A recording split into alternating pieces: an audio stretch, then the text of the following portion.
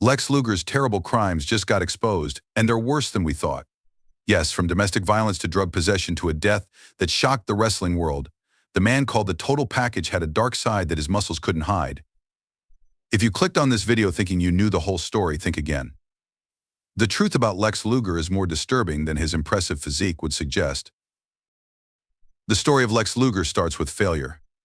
Born Lawrence Wendell Pafole, he wanted to be a football star. He got scholarships to big schools like Penn State and the University of Miami. He even signed with the Green Bay Packers in the NFL. But guess what? He never played a single game. His football dreams crashed and burned, setting the stage for a pattern of promise unfulfilled. In 1985, with nowhere else to go, Luger turned to wrestling. His huge muscles helped him get noticed fast. Promoters loved his look, the classic bodybuilder physique that became his calling card. He joined World Championship Wrestling and became a big deal almost overnight. They called him the Total Package because of his impressive body. He won the WCW World Heavyweight Championship twice. He also held the United States Championship 5 times, longer than anyone else back then. His finishing move, the human torture rack, became his signature, allowing him to dominate opponents with his strength. In 1992, Luger shocked everyone by leaving WCW in a controversial departure. He couldn't join WWF right away because of his contract with Turner. So he went to the World Bodybuilding Federation as a quick fix until he could make his real move. When he finally got to WWF in 1993, they had big plans for him. By then, he had suffered a motorcycle accident that required a steel plate in his forearm, something that would become part of his initial narcissist character. With Hulk Hogan gone amid steroid scandals, WWF boss Vince McMahon desperately needed a new American hero. He picked Luger, quickly changing him from villain to patriot. They even created something called the Lex Express, a bus that took Luger across the country to meet fans. On July 4, 1993, Luger body slammed the 600-pound wrestler Yokozuna on the USS Intrepid. It was supposed to make fans love him and build excitement for their championship match at SummerSlam. But it didn't work. Fans saw through it. They felt it was fake and forced. Critics called Luger's speeches wooden and his matches boring. He lacked the charisma and mic skills needed to connect with audiences on a deeper level. He lost his big title match at SummerSlam by getting disqualified. Then at WrestleMania X in 1994, after co-winning the Royal Rumble, he lost again. WWF gave up on him as their top star.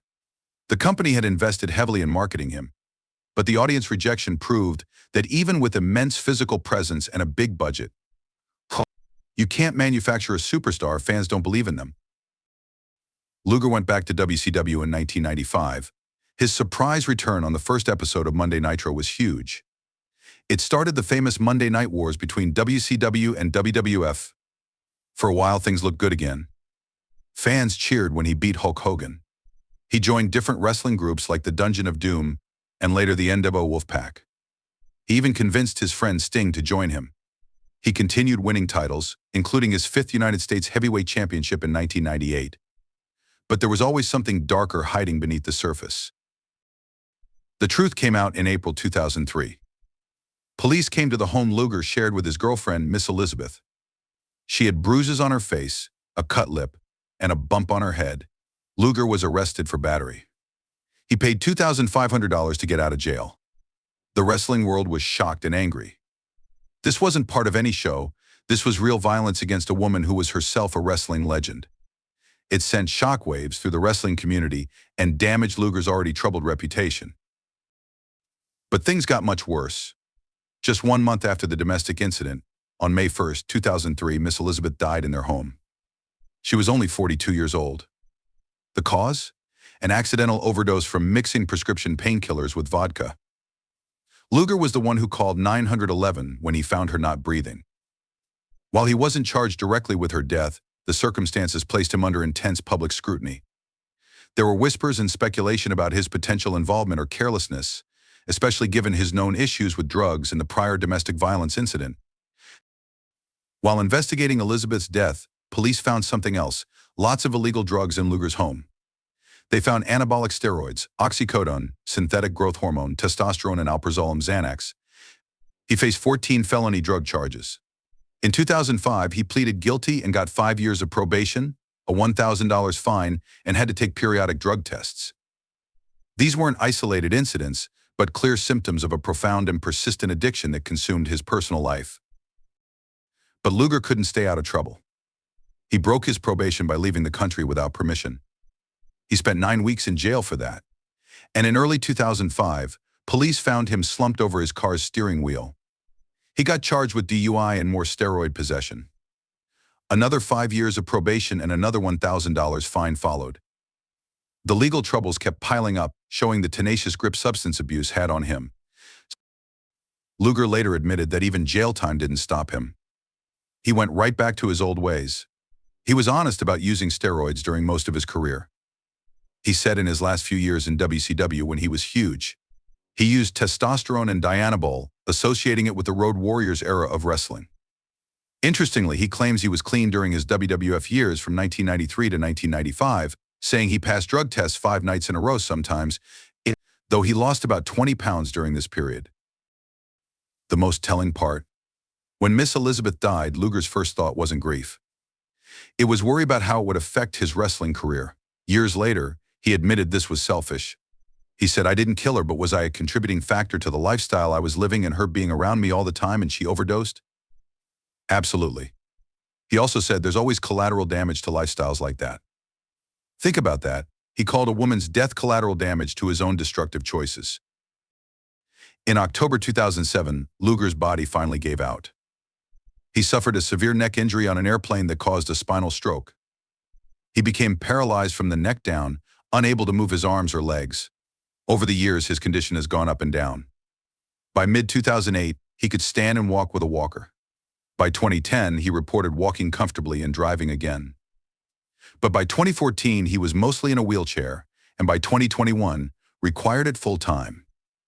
As of 2025, he has made some progress, able to stand from his wheelchair, largely thanks to Diamond Dallas Page and his DDP yoga program. In September 2006, just before his health collapsed, Luger became a born-again Christian. He says Pastor Steve Baskin and his old wrestling friend Sting helped him during his darkest days, especially after Miss Elizabeth's death. He calls his spiritual conversion his true rock-bottom moment. He realized he couldn't escape his deep, dark hole of depression and addiction alone, leading him to turn to God.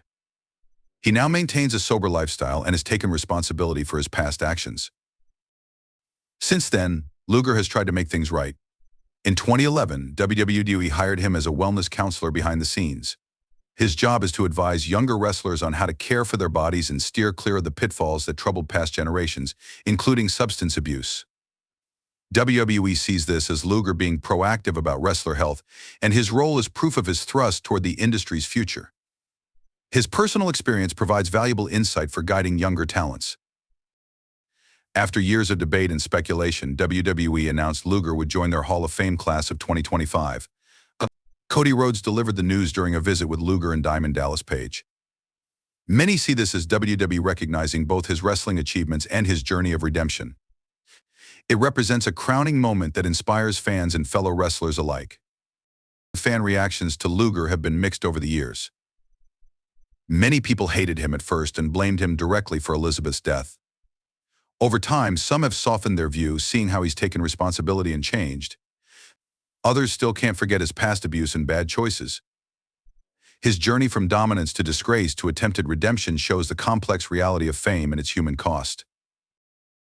The story of Lex Luger is often called a cautionary tale of unfulfilled potential, mismanagement, and the perils of fame and addiction. It highlights systemic issues within wrestling, such as the historical lack of mental health support. In his later years, Luger has openly spoken about his mistakes, offering introspection rare in the industry. He had everything on the surface: the muscles, the look, the opportunities. But his personal demons and bad decisions ruined it all. His story compels the wrestling world to confront uncomfortable truths about the cost of stardom. He had the looks, the build, the spotlight, but not the character.